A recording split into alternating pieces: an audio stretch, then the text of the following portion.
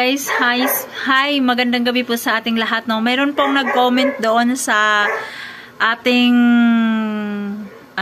episode 16 na pabalik-balik na lang daw at sino daw yan si Angel, kapatid ba daw yan ni Biancy? Sino anak si ko yan, Biancy? sabihin mo, anak ko yan. Pabalik-balik na lang. Para hindi po kayo makapagsalita na pabalik-balik na lang yung story ko. Panoorin nyo po mula sa part 1 hanggang 16 kasi mamaya gagawa pa tayo ulit ng content ng Sad Story Diary ni Merampadora. Mamaya makikita ninyo, guys. So, yan si Ate Bing. Ate Bing! Magkasama na naman kami. Kung anong ganda ni Angel, ito naman gwapo ko. Oh. Anak ko yan si Angel. Wow! Panis! Panis kayo dyan. O, di ba? Oh. O, yeah. Oh, di ba? Oh. Ilan taon na si Angel, ilan taon na ako. Oh. 13 years. Magpo-14 na siya nitong November. Anak ko sa pagdalaga yan. Oh! Congrats! Oh, di ba? Anak ni Ate Bing.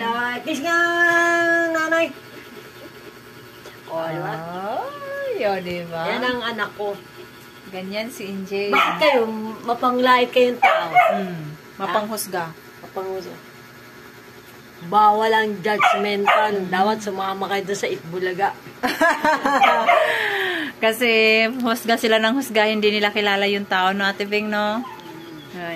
Kilalanin nyo kasi in personal. Pangit yan. Oh, di ba? Bawal ang judgmental. Ito tanong ko sa iyo. Si Lord ba nag-judgmental sa inyo? Oh, di ba? Itanong mo sa mga bata. Oh.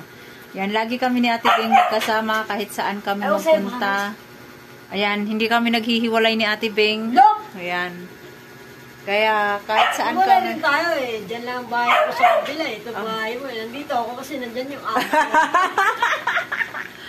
Pag nandyan yung amo ko, nga. Kasi pare. So, ayan mga idol. Awag po tayong manghusga. Umpisahan po natin sa part 1. Yes. Umpisahan po natin sa part 1 hanggang sa part 16 nang maintindihan po ninyo kung ano yung tunay na dahilan.